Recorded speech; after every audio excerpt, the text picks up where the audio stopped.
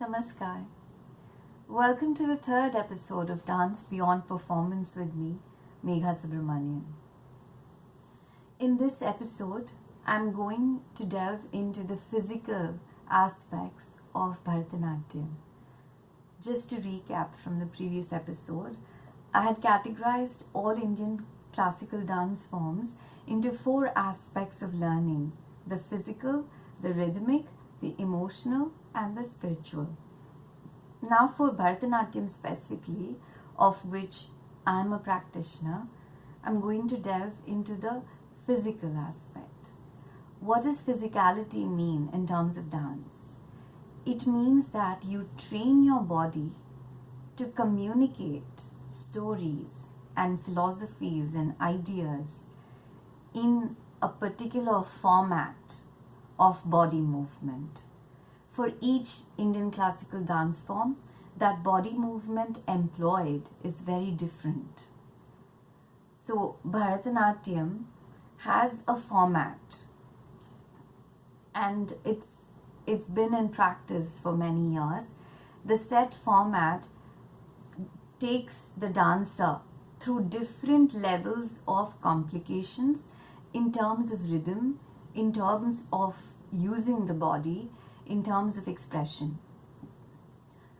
Now, the book Abhinayam.ca, written by Nandikeshwara, it classifies the elements of these items and the journey that a dancer goes through these items. It classifies them into three categories, which is Nritta, which is abstract dance, Nritya, which involves psychological or emotional aspect along with movement, and Natya. Natya is the dramatic aspect of dance. Now, these three elements are employed differently in different items. So the first one that we are going to focus on is the Alarippu. And Alarippu is the first item that you see performed in a Bharatanatyam recital. Before a student learns the Alarippu, they learn adavas or steps for around 2 to 3 years, because there are that many levels of complications even in the adavas. So there are different levels. First, we just learn to, tap the feet. And even in tapping, you can have several levels of steps. You can have either 3 or 8, depending on the practice of the teacher. They will teach you how many ever steps. Then we move into placing your feet on the heels, placing on the toes, then jumping on the toes, then sitting in mandi, which is you sit on the heels and you spread your feet, you spread your knees. So anyway, without getting into the technicalities of what we do physically, basically we have different levels of complications even in the adavas. And then we move on to learning the Alarippu. And Alarippu is a very basic level of division of your body movement.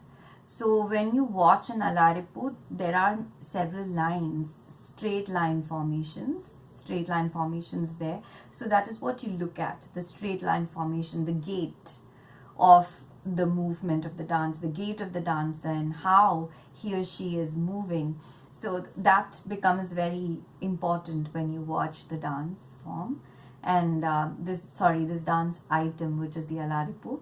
And how does it start? So it starts with the neck movement and the eyes. This is in my dance school, in the sense with my teacher it starts with this, and sometimes it starts in Natyaramba and then you move like this. So holding your hands straight and feet together, and then or you sit in Aramandi and hold your hands. This is called the Natyaramba position. Basically you're ready, okay, to perform, to dance. So that's the Natyaramba position. And how does it start? So you can, you have movements like tam, de tam, kiratakatai, ta tai. So this movement done to the beat, to a specific timing, that is what you're looking for, and how the dancer is moving. So that is what you're appreciating. Now in the Alarippu, now let's look at I'm saying appreciating, but I think the binary of it, criticism, goes with the appreciation. One must remember that, I think this is applicable to everything. One must remember that each individual is different. Their levels are different. Their engagement with the form and life and everything is very different. So if we can appreciate them, that's amazing, and that gives them energy to continue and live life. And when we are criticizing also, we must remember that we are giving them the energy to improve and live life and continue the form with equal fervor and fun in their minds. So although criticism is important and we must help people improve themselves, but it is also important for critics and people who want to criticize to remember that our intention of criticism should be to help the person and not to destroy them. So as long as we have that in mind, we can go ahead and tell our criticism, so which is fine. So anyway, so you're appreciating that gait, that movement, the timing of the movement and everything. So initially we most learners learn this Alarippu item either in Tishram or in Rupakatalam, and as the dancer spends a lot of time with this dance form, she can learn it in many other talas. So there are many levels of complications possible, even to the rhythms of Alarippu. Today there are Alarippus in all the Panchajatis. There are Alarippus done, like Mayura Alarippu, which is done with different levels of complications. It can be done in any tala.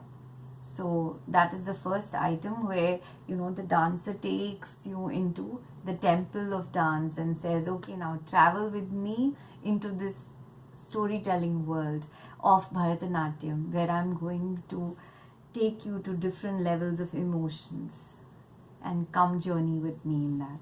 So after the Alarippu, which is a nritta piece, a nritta is abstract dance. So in Alarippu, there is no emotion involved. There's no psychological emotion that the dancer is trying to depict. So this is a nritta piece. The next item, which is the Jatiswaram, is also a nritta piece. Here again, there are no psychological or emotional aspects involved. This is all abstract dance. So we use different hand movements constantly in dance. We use this, we use this, we use this.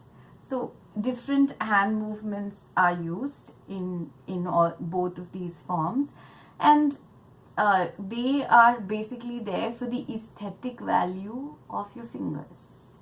Your fingers can have such beautiful formations, and you realize that when you watch Indian classical dance forms, that you can do so many beautiful things with your fingers. So then in both these items, Alarippu and Jatiswaram, you're looking at the geometry, the geometry of movement, how space is utilized in the movement, where the dancer is going, where is she looking, and what is the relationship of that gaze with space. That is what you appreciate in the Alarippu and in the Jatiswaram. Now in the Jatiswaram, we also get into a few curved lines. Again, now this depends from teacher to teacher and school to school, what they're teaching and what is their style and what are they bringing to the form.